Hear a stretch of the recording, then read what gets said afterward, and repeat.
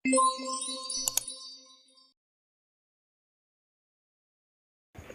peluang. Biaya peluang atau yang dikenal juga dengan biaya kesempatan merupakan biaya yang timbul akibat dari mengorbankan kesempatan menggunakan barang dan jasa untuk tujuan yang lain.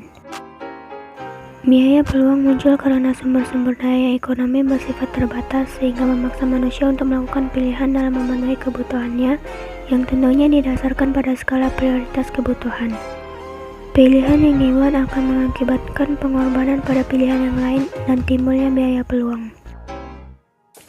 Dalam perhitungannya, biaya peluang tidak selalu berhubungan dengan uang. Bisa juga berupa waktu, kesenangan, keuntungan di masa depan, dan faktor-faktor lainnya. Dalam pengambilan keputusannya, biaya peluang ini tergantung pada tujuan dan situasi yang dialami individu. Untuk mencari biaya peluang adalah dengan cara mencari pilihan yang ditinggalkan dengan nilai tertinggi. Simaklah contoh soal berikut ini. Rama lulusan perguruan tinggi. Ia ingin mencari sebuah pekerjaan. Ia diwawancarai di beberapa tempat, yaitu di perusahaan motor, memperoleh penghasilan sebesar 3 juta rupiah per bulan. Sedangkan di perusahaan elektronik, memperoleh penghasilan sebesar 2.250.000 rupiah. Apabila Rama memutuskan bekerja di perusahaan elektronik, maka biaya peluangnya adalah? Jawabannya adalah yang E. Pembahasannya, menghitung biaya peluang caranya adalah dengan mencari pilihan yang ditinggalkan dengan opsi yang terbesar. Karena Rama lebih memilih bekerja di perusahaan elektronik, maka ia meninggalkan pilihan bekerja di perusahaan motor. Dengan demikian, dia meninggalkan kesempatan untuk mendapatkan gaji sebesar 3 juta rupiah. Penyebab munculnya biaya peluang. Yang pertama ada kelangkaan, yang kedua tidak ada pilihan yang lain, dan yang ketiga memilih salah satu dari beberapa pilihan berdasarkan kebutuhan. Batas kemungkinan produksi adalah representasi grafik yang menunjukkan kombinasi dua barang atau jasa yang dapat diproduksi dengan efisien dari sumber daya dan pengetahuan teknologi yang tetap. Kurva batas kemungkinan produksi juga mencerminkan konsep biaya kesempatan. Sebagai ilustrasi, pengalokasian tersebut dicontohkan oleh suatu perekonomian yang menggunakan seluruh sumber daya untuk memproduksi makanan dan memproduksi pakaian. Asumsi atau pemisalan yang digunakan yaitu sumber daya menghasilkan dua macam produk, menggunakan teknologi yang berlaku, dan seluruh sumber daya digunakan secara penuh. Berbagai kemungkinan produksi tersebut dapat dilihat pada tabel berikut. Dan jika digambarkan kepada kurva akan tampak sebagai berikut. Prinsip ekonomi. Prinsip ekonomi adalah garis-garis penuntun yang digunakan oleh pelaku ekonomi dalam melaksanakan tindakan ekonomi. Prinsip ekonomi dapat diartikan juga sebagai pedoman untuk melakukan tindakan ekonomi yang di dalamnya tergantung asas dengan pengorbanan tertentu diperoleh hasil yang maksimal. Prinsip ekonomi berlaku dalam 3 kegiatan ekonomi, yaitu produksi, distribusi, dan konsumsi. Prinsip ekonomi produsen. Prinsip-prinsip ekonomi produsen diantaranya menentukan produk yang sesuai dengan selera masyarakat, membuat barang berkualitas, menentukan teknik produksi yang efisien, menggunakan bahan baku yang berkualitas, menentukan lokasi perusahaan yang dekat dengan faktor produksi, dan mengharapkan keuntungan yang optimal. Prinsip ekonomi konsumen. Dalam menerapkan prinsip ekonomi, konsumen dapat melakukan hal-hal berikut. Membuat daftar skala prioritas kebutuhan, memperhatikan manfaat atas penggunaan barang dan jasa, memilih barang dan jasa yang berkualitas, mencari informasi tentang barang dan jasa, mengembangkan sikap hemat, dan memperhatikan kemampuan daya beli. Prinsip ekonomi distributor. Dalam menerapkan prinsip ekonomi, distributor dapat melakukan hal-hal berikut. Menentukan harga jual, memilih sarana transportasi sesuai dengan selera kebutuhan masyarakat, menyalurkan barang secara tepat, meningkatkan kualitas pelayanan kepada konsumen atau pelanggan, dan mencari keuntungan dengan pertimbangan pengorbanan. Motif ekonomi.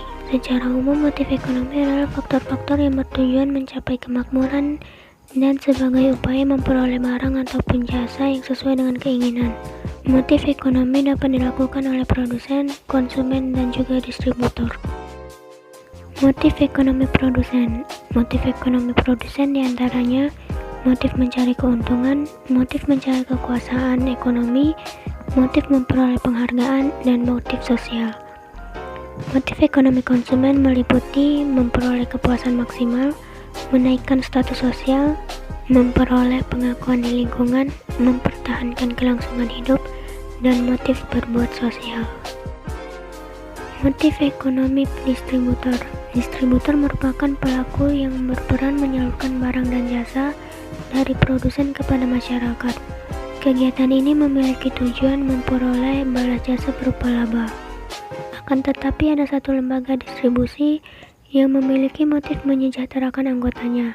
Lembaga tersebut adalah koperasi. Koperasi merupakan badan usaha bersama yang mengutamakan kepentingan anggotanya. Permintaan dan penawaran. Pengertian permintaan dan penawaran.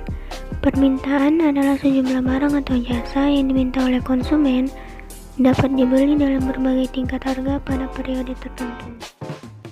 Hubungan antara harga dan kuantitas permintaan dapat dinyatakan dalam fungsi permintaan. Secara matematis, hubungan tersebut dapat dirumuskan dalam bentuk persamaan linear sederhana, yaitu QD sama dengan FP atau QD sama dengan A dikurangi BP, di mana QD merupakan jumlah barang yang diminta, F merupakan fungsi dari P adalah harga barang, A adalah konstanta, dan B adalah koefisien yang nilainya negatif.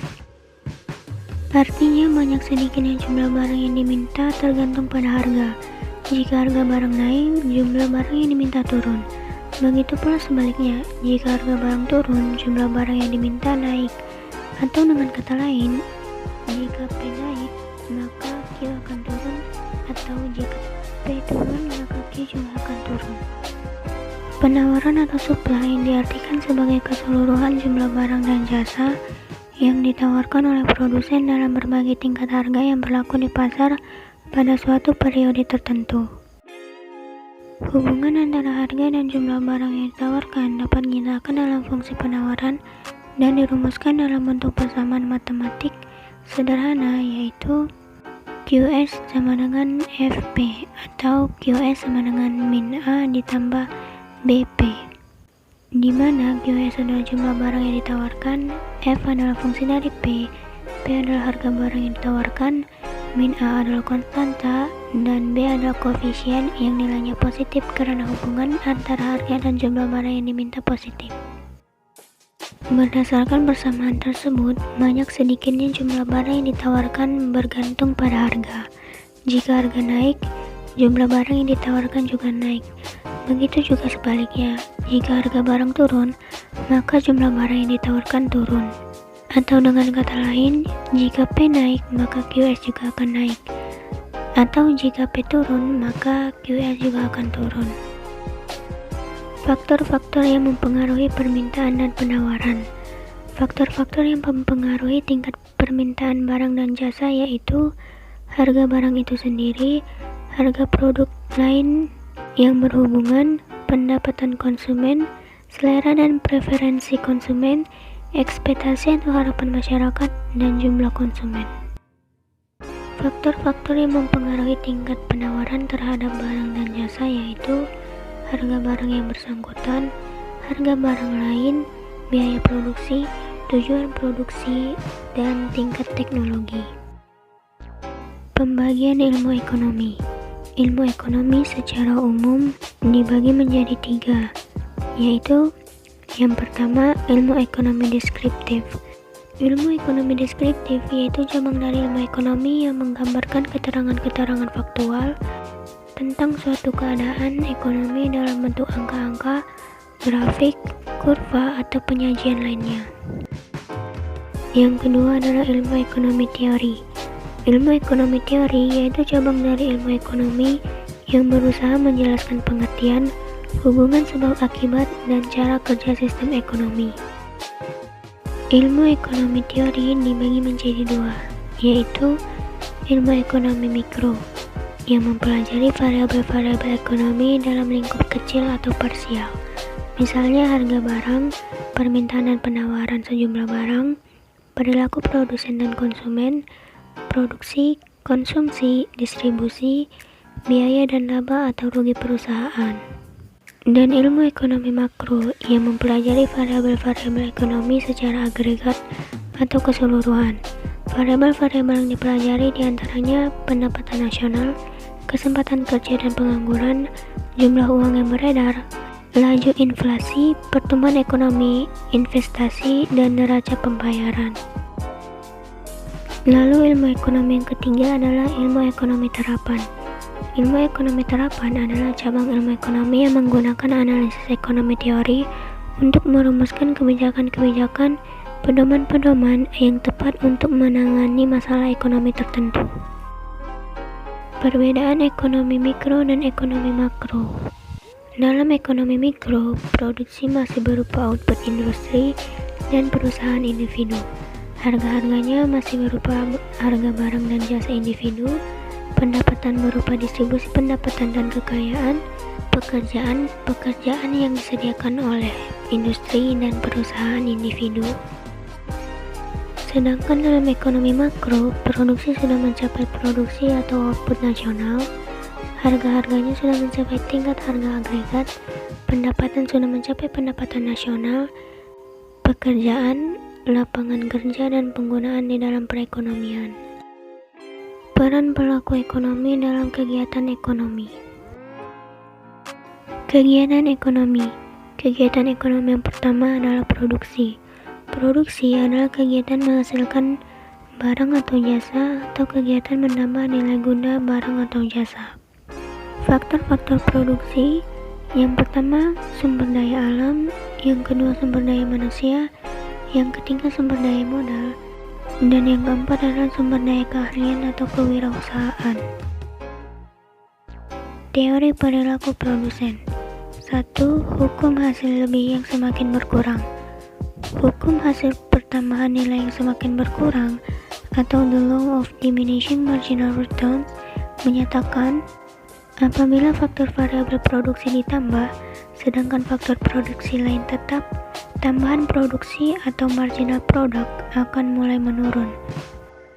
Misalkan seorang produsen sepatu ingin mengetahui berapa pegawai yang dibutuhkan untuk menghasilkan produk yang optimal. Hubungan antara jumlah pegawai dan jumlah produksi sepatu yang dihasilkan dapat dilihat pada tabel berikut. Dan hubungan antara penggunaan pegawai dengan produksi sepatu digambarkan pada grafik berikut. Nah, dari tabel dan grafik di atas, maka muncullah sebuah pertanyaan. Berapa banyak pegawai yang digunakan oleh produsen sepatu? Untuk menjawab pertanyaan tersebut, kita menggunakan rumus MB sama dengan Q2 dikurangin Q1 per N2 dikurang N1, di mana Q2 merupakan produksi sepatu akhir atau setelah penambahan pegawai, Q1 merupakan produksi sepatu awal atau sebelum penambahan pegawai, N2 merupakan jumlah pegawai setelah ditambah, N1 merupakan pegawai sebelum ditambah, dan MP adalah marginal product atau selisih tambahan produk. 2. Konsep pendapatan marginal. Selain menggunakan prinsip the law of diminishing marginal returns atau penambahan hasil yang semakin menurun, untuk mengetahui berapa penambahan pegawai yang optimal, diperlukan satu konsep lagi, yaitu konsep pendapatan marginal atau marginal revenue product, yaitu tambahan pendapatan total sebagai akibat dari penambahan faktor produksi. Rumusnya adalah MRP sama dengan MP dikali P, di mana MRP merupakan penambahan pendapatan total, MP merupakan selisih penambahan produk, dan P adalah harga produk. Berikut adalah contoh tabel konsep pendapatan marginal. Konsep biaya produksi. Pengertian biaya produksi.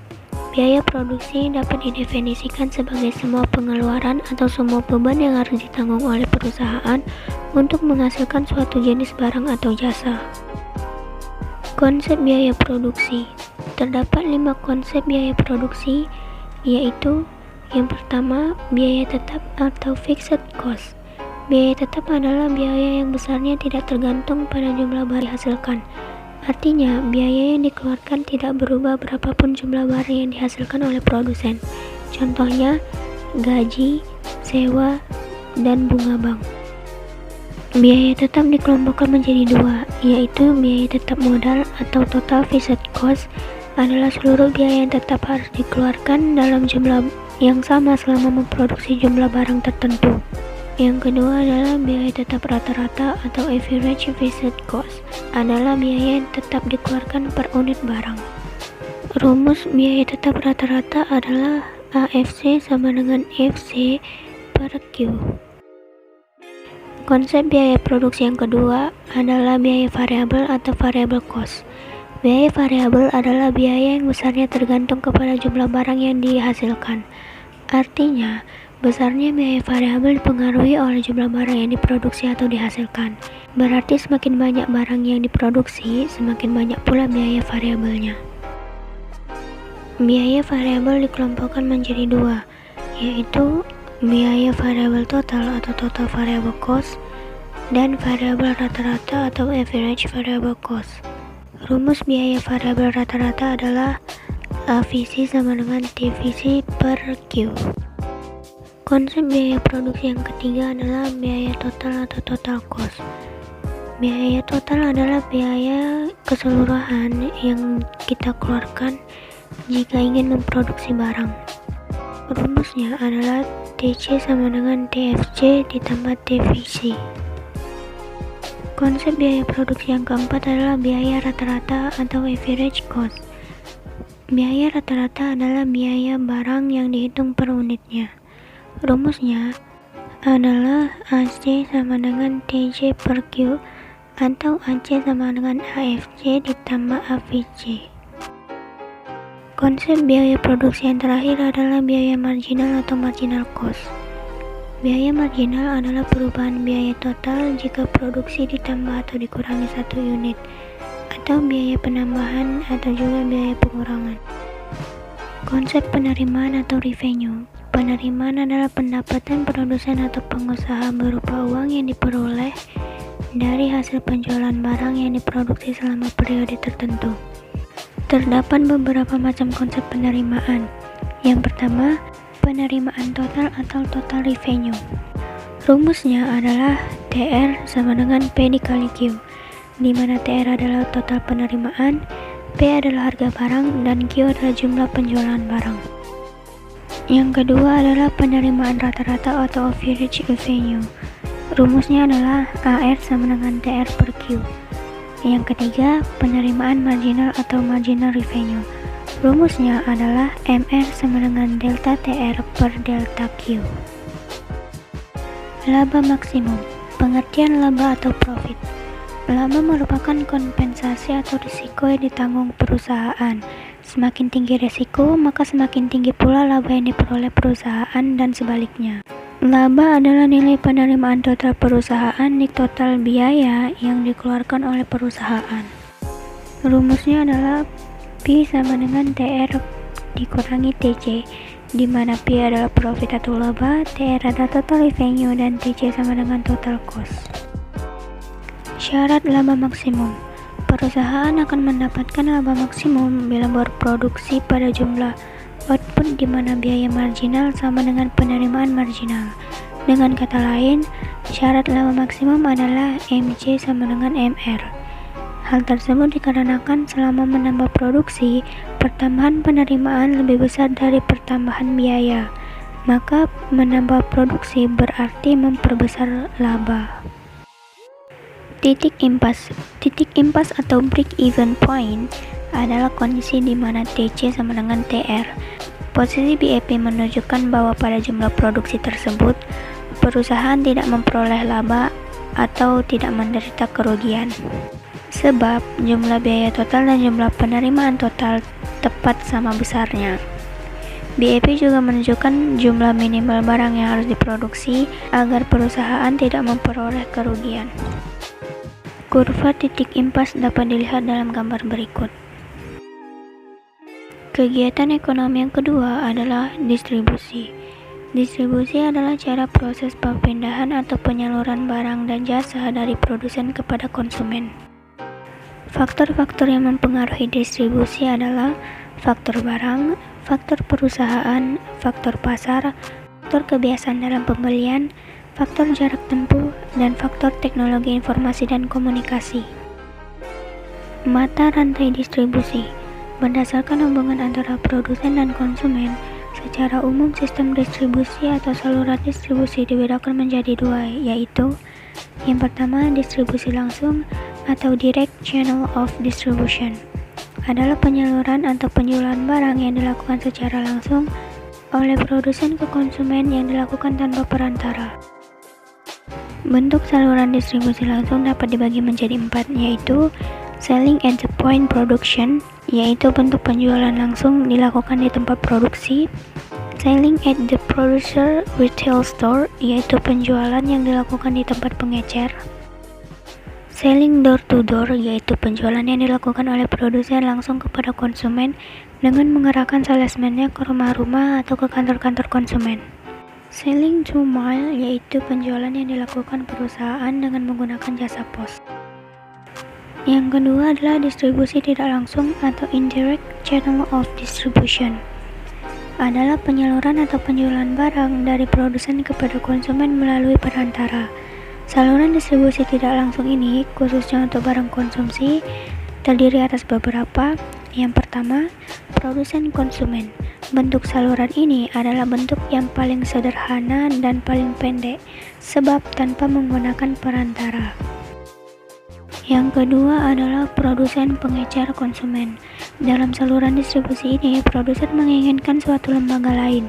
Maksudnya dalam hal ini, pengecer yang menyampaikan produknya ke konsumen, di mana pengecer langsung membeli produk tanpa melalui pedagang besar dan menjualnya kembali kepada konsumen. Yang ketiga adalah produsen pedagang besar pengecer konsumen. Jadi saluran distribusi ini dilaksanakan oleh produsen yang tidak ingin menjual secara langsung, tetapi menginginkan suatu lembaga guna menyalurkan produknya, sehingga dalam hal ini produsen menjual kepada pedagang besar saja. Yang keempat adalah produsen agen pedagang besar pengecer konsumen. Jenis saluran distribusi lainnya yang sering dipakai para produsen adalah dengan melibatkan agen di dalamnya. Di sini agen berfungsi sebagai penyalur yang kemudian mengatur sistem penjualannya kepada saluran pedagang besar, selanjutnya kepada pengecer, dan kemudian sampai ke tangan konsumen. Dan yang terakhir adalah produsen agen pengecer konsumen. Dalam saluran distribusi ini, produsen memilih agen yang akan dipertemukan produsen untuk menjalankan kegiatan penjualan kepada pengecer, dan selanjutnya pengecer menjualnya kepada konsumen. Kegiatan ekonomi yang ketiga adalah konsumsi. Berdasarkan asal-usul kata konsumsi berasal dari bahasa Latin, yaitu dari kata consumption, yang berarti menggerogoti atau menghabiskan. Adapun menurut istilah, konsumsi diartikan sebagai kegiatan mengurangi atau menghabiskan nilai guna suatu barang ataupun jasa. Tujuan konsumsi. Tujuan konsumsi pada dasarnya dilakukan dalam rangka untuk memenuhi kebutuhan. Adapun tujuan kegiatan konsumsi dapat digolongkan menjadi 4, yaitu yang pertama, mengurangi nilai guna barang atau jasa secara bertahap. Yang kedua, menghabiskan nilai guna barang dan jasa sekaligus. Yang ketiga, memuaskan atau bermanfaat untuk kebutuhan fisik. Dan yang terakhir, memuaskan atau bermanfaat untuk kebutuhan rohani. Faktor-faktor yang mempengaruhi konsumsi. Yang pertama, tingkat pendapatan. Yang kedua, tingkat harga. Yang ketiga, sikap dan gaya hidup. Yang keempat, adat istiadat. Yang kelima, modal barang. Yang keenam, kegiatan berkompetisi dengan konsumen lain. Dan yang ketujuh, selera konsumen. Pelaku ekonomi. Pelaku ekonomi dalam sebuah perekonomian sebenarnya tidak hanya terdiri atas konsumen dan produsen, tetapi juga pemerintah dan masyarakat luar negeri. Dengan demikian, pelaku ekonomi dalam perekonomian 4 sektor terdiri atas sektor rumah tangga konsumen, rumah tangga produsen, sektor rumah tangga pemerintah, dan sektor rumah tangga luar negeri. Peran pelaku ekonomi rumah tangga konsumen. Peran rumah tangga konsumen dalam kegiatan ekonomi yaitu sebagai pembeli, sebagai penyedia atau supplier, dan sebagai pembayar pajak kepada pemerintah, baik secara langsung maupun tidak langsung. Peran pelaku ekonomi rumah tangga produsen. Produsen atau perusahaan memiliki peranan yang penting dalam perekonomian, yaitu sebagai mitra usaha pemerintah dalam pengelolaan dan penyediaan kebutuhan barang dan jasa yang diperlukan masyarakat, membantu dalam menggerakkan jalannya roda perekonomian nasional, menjadi sumber pendapatan negara melalui pajak yang dibayarkan perusahaan, membantu menciptakan dan membuka kesempatan kerja. Peran pelaku ekonomi rumah tangga pemerintah. Peran rumah tangga pemerintah dalam kegiatan ekonomi meliputi mengeluarkan kebijakan-kebijakan dalam rangka menjaga stabilitas ekonomi, meningkatkan kesempatan kerja, mengendalikan tingkat harga dan inflasi, dapat bertindak sebagai pembeli dan penyedia di pasar barang dan jasa, menarik pajak langsung maupun pajak tidak langsung, membangun fasilitas umum dari hasil pajak, mendorong pemerataan pendapatan masyarakat, dan mendorong pertumbuhan ekonomi dan menjaga kestabilitasannya. Peran pelaku ekonomi rumah tangga luar negeri. Adapun peran dan fungsi rumah tangga luar negeri adalah melakukan kegiatan ekspor-impor, pertukaran tenaga kerja, melakukan investasi di dalam negeri, memberikan bantuan dan pinjaman luar negeri, membayar pajak langsung maupun tidak langsung kepada pemerintah. Mungkin sekian penjelasan dari saya. Semoga dimengerti. Sekian dan terima kasih.